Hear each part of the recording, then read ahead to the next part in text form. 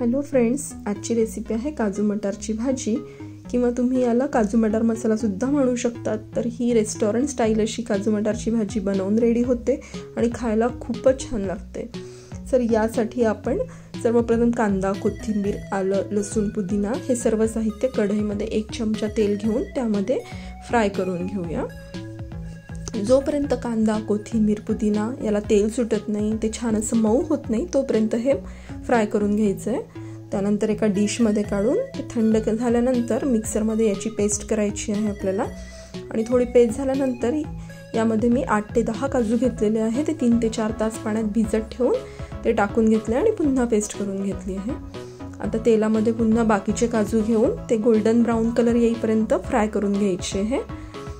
काजूला छान कलर आलेला आहे आणि ते आपण काढून घेऊया, बाजूला ठेवूया। तर त्याच तेलामध्ये आपण काही खडे मसाले ते फ्राय करून घेऊ। जिरे, मोठी इलायची, लवंग, मिरे, दालचिनी आणि आपण जी पेस्ट केली कांदा, कोथिंबीर, आलं, लसूण, पुदिना आणि काजू याची ती टाकून घेऊया आणि फ्राय करून घेऊया।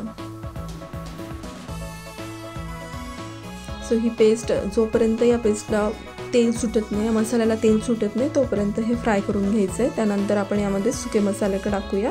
तर सुके मसाल्यांमध्ये बेडगी मिरची, धना पावडर, जिरा पावडर, चिकन मसाला घेतलेला आहे मी। तुम्ही इथे किचन किंग मसाला सुद्धा यूज करू शकतात, पण चिकन मसाल्याची चव जरा छान येते, तर मी चिकन मसाला यूज केलेला आहे। यामध्ये मी अर्धी वाटी दही घेतलेलं आहे। सो दही हे ताजंच घ्यायचं आहे तुम्हाला, आणि शिळं दही घ्यायचं नाही आहे, शिळं दहीमुळे भाजीची टेस्ट चेंज होऊ शकते।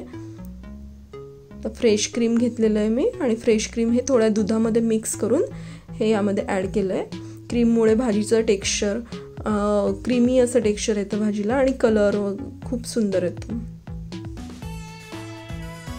मिक्स केल्यानंतर त्यामध्ये आपण फ्रोझन मटर टाकून घेतलेले आहे। तुम्ही इथे फ्रेश मटर सुद्धा यूज करू शकतात। फ्रेश मटर घेणार असाल तर ते आधी तेलामध्ये फ्राय करायचे आणि मग या स्टेजला ते भाजीमध्ये टाकायचे। तर पाणी टाकून भाजीची कन्सिस्टन्सी इथे ॲडजस्ट करून घेतलेली आहे मी।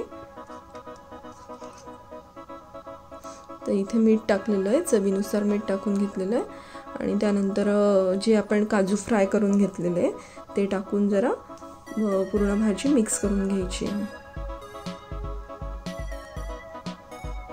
त्या भाजीवर 2 ते 3 मिनिट आपण झाकणे ठेवून थोडी वाफ काढून घेऊया।